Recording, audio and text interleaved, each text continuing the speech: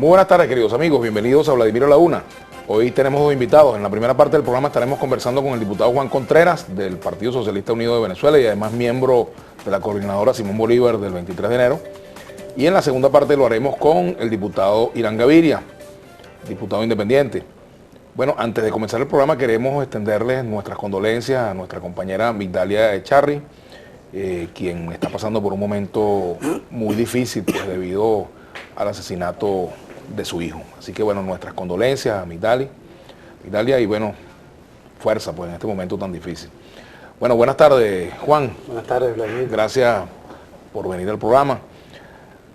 Ustedes tuvieron recientemente, hace unos días, una reunión con el ahora exministro Miguel Rodríguez Torres, exministro de Interior, Justicia y Paz. En esa reunión me imagino que abordaron todos los temas relacionados con lo que ocurrió con este grupo de integrantes de un colectivo que murieron en un operativo del CICPC. Me gustaría saber tu impresión sobre la salida del ministro Rodríguez Torres y también que nos cuentes un poco qué hablaron en esa reunión.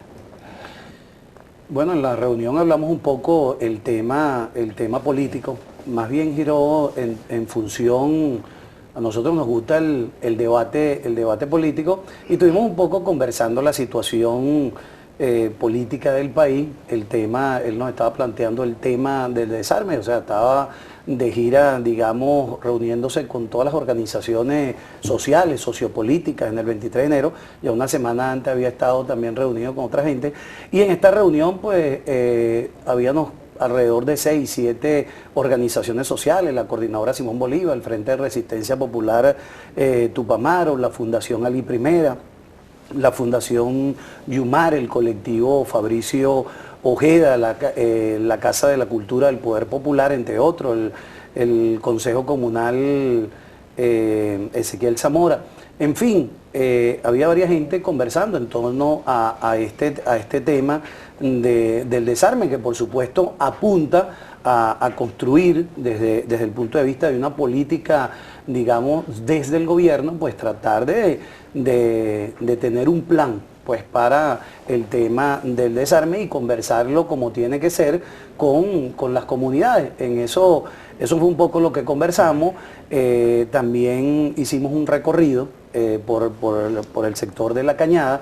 Tuvimos una entrevista en la radio Al Son del 23 con el ministro, visitando las actividades que se realizan, el Café Venezuela, el Abasto Carlos Bielma, la Librería del Sur que está en los predios de la Casa de Encuentro Bolivariana Freddy Parra, que era el antiguo módulo de policía, donde antes se llevaba a la gente, se torturaba, pues hoy un escenario, hoy esa estructura, después de 30 años, la Casa de Encuentro Bolivariana Freddy Parra, quien tú también conociste, un compañero crecido, nacido en el 23 de enero y quien murió junto al general Tomás Moncanú el 11 de enero del 2005. Un accidente de un carro. Exactamente, un Tiuna. Mientras veían las bondades del Tiuna. Hoy ese sitio de represión lleva el nombre de Freddy. El primer barrio gasificado en Venezuela es el barrio Sucre, que fue una labor de Freddy Parra, que estaba trabajando en la dirección de gasificación y fue parte de su tesis. Bueno, hicimos un recorrido por todas las actividades que realizamos en conjunto, todos esos grupos. Ahora, la salida del ministro, pues es una potestad del presidente de la República, Nicolás Maduro. Habría que ver cuáles fueron las evaluaciones y eso es potestad en torno a la salida del ministro. Y con respecto a lo que pasó en el edificio Manfredi, ¿cuál es la opinión que ustedes tienen sobre este hecho? Mira, que lo relacionan a la destitución del ministro. Yo creo que eso digamos, no hay que vincular una cosa con la otra. Hay una matriz de opinión que se ha venido creando que es bien peligrosa, que apunta más bien a un tema de la desestabilización, que digamos que los colectivos, que la gente estaba presionando o que más pueden los colectivos que el mismo gobierno, y eso más bien apunta quizá a tratar de romper la línea de mando con la Fuerza Armada. ¿Me entiendes? Un mensaje subliminal que se le quiere enviar a la Fuerza Armada. Yo no creo que eso haya sido de esa manera. En todo caso, uno... O sea, que tú no crees en la tesis que se viene manejando en algunos sectores de que los colectivos lograron la destitución de Rodríguez Torres. No, por supuesto que no. Aquí hay un gobierno, por supuesto, que está bien fortalecido, que tiene una línea política bien clara. Las organizaciones sociales, en todo caso, representan parte de ese movimiento popular que está ahí, que ha apoyado en estos 15 años a ese proceso.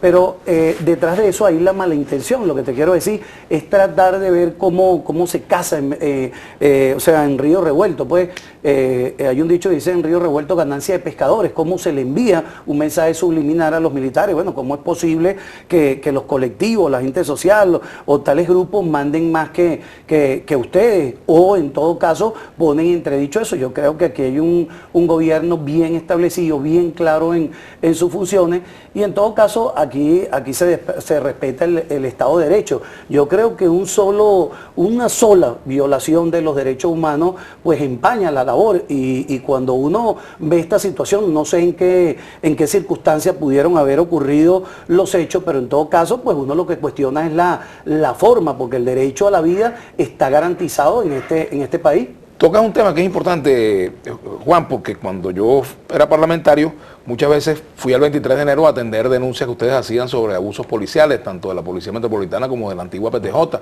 y también incluso hasta de los cuerpos militares, allanamientos, etcétera, ¿no? Recuerdo mucho eso porque, bueno, era parte de mi actividad como parlamentario. La experiencia que ustedes tienen ahora con el 6CPC, con la Policía Nacional Bolivariana y con la Guardia Nacional, ¿cómo es esa experiencia? ¿Ha cambiado el trato, ha cambiado la relación o sigue siendo más de lo mismo? Ha cambiado, evidentemente. El 23 de enero, entre el 58 y el 98, no es el mismo 23 de enero de estos 15 años. Y yo pudiese hablar de mi experiencia en particular, y tú la conociste porque a ti te tocó ir a sacarnos en varias ocasiones. Mi casa la allanaron 49 veces los cuerpos de seguridad de Estado, y tú recuerdas, cada vez inventaban cualquier cosa, cualquier argumento para invadir nuestros hogares, para allanar nuestras casas.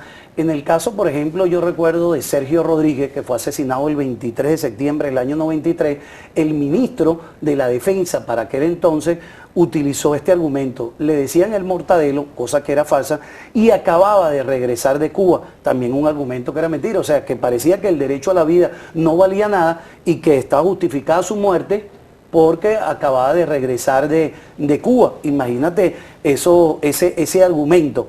Bueno, el 23 de enero tiene toda una historia de atropello, de desmanes, de asesinatos. Tenemos aproximadamente 100 compañeros que fueron asesinados. Por supuesto que en estos 15 años no se ha visto nada de ese estilo. No pudiésemos decir que toda la policía tiene una excelente conducta, tampoco pudiésemos generalizar que hay una política desde la policía para reprimir. Por supuesto que uno entiende que hay policías que están descarriados, que en algunos casos pues tapan cosas o agreden a la gente, o en algunos casos hasta cobran vacunas en el barrio a la gente. Eso hay que enderezarlo, por supuesto. ¿Cuál es la verdad de los colectivos? Hay quienes denuncian que hay colectivos armados, incluso hay quienes han aparecido en fotografías, grupos que se autodenominan colectivos con armas largas, etcétera, y que aparentemente o supuestamente hacen vida en el 23 de enero. ¿Cuál es la verdad de esto?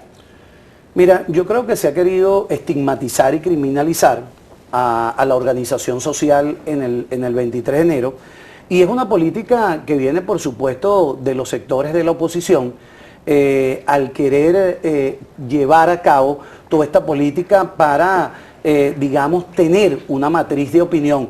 Las organizaciones sociales, pudiésemos decir, son las organizaciones que están realizando, en todo caso, el trabajo social dentro de las comunidades, construyendo las comunas, construyendo los consejos comunales, activando el deporte. Por ejemplo, nosotros en la Coordinadora Simón Bolívar hablamos de 3 líneas fundamentales. Primero, una premisa: la construcción del poder local. Bajo esa premisa nacimos hace 21 años. Entonces hablamos del rescate de los espacios, rescate como el que hablábamos de ese módulo que anteriormente era el sitio para la represión, para disparar indiscriminadamente contra los bloques.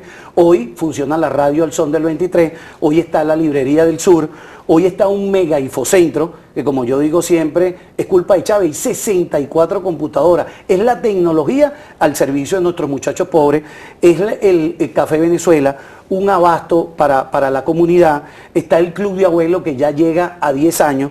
Hay clases de tareas dirigidas, hay talleres de percusión, hay talleres de danzas contemporáneas. Tenemos dos ambientes, un ambiente de la Misión Robinson 1 y un ambiente de la Misión Robinson 2, de la gente que quedó rezagada y afortunadamente logramos captarlo.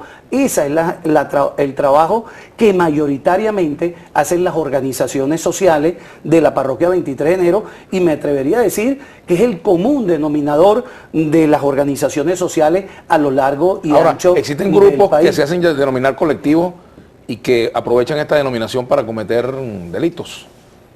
Mira, yo no podría afirmar eso, porque cuando tú revisas digamos la opinión o la matriz que tratan de crear, por ejemplo, nadie habla aquí cuando el tema de las guarimbas que se presentaron entre el 12 de febrero y un poquito más allá de abril, por ejemplo, yo no voy criticando a la oposición a un militar que se parapetió en su casa como guancharrasqueado, como con un fusil, ¿no? Desde el techo de su casa. Eso no pasaba digamos, no hubiese, en la Cuarta República no le hubiesen respetado la vida. Sin embargo, el hombre con un fusil ahí, vimos grupos desestabilizadores que respondieron a un plan de lo que hoy, a media regañadiente, alguna gente se quiere divorciar de decir que la salida no fue lo más conveniente que utilizaron en ese sentido. ¿Quiénes activaron en la guarimba? Bueno, un conjunto de gente que pertenecían a la oposición y que lo vimos en algunos casos